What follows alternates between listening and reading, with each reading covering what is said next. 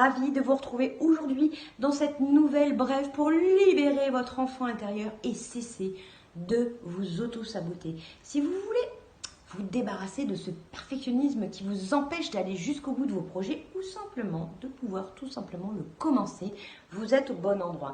Ici, on tire des cartes.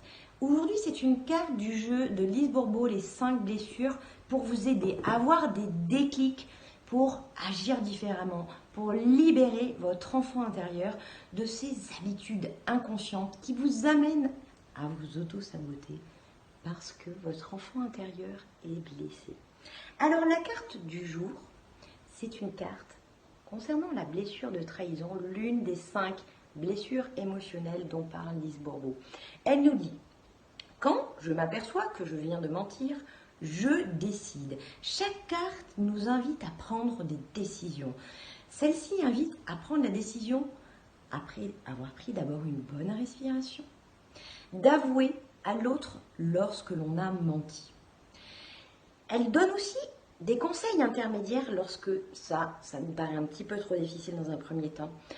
Elle conseille d'être reconnaissant, d'être conscient lorsqu'on a menti, dans l'objectif d'être aimé, bien entendu, et de ne pas paraître vulnérable ou faible.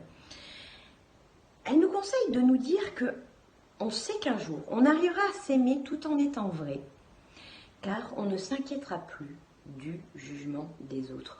Lorsque l'on vit la blessure de trahison, on va avoir du mal à penser qu'on peut être aimé si on est vulnérable ou faible. Donc, on va pouvoir utiliser parfois le mensonge comme une protection pour ne pas s'avouer vulnérable ou faible devant les autres. Sauf que l'amour n'est pas forcément lié au fait de se montrer fort tout le temps.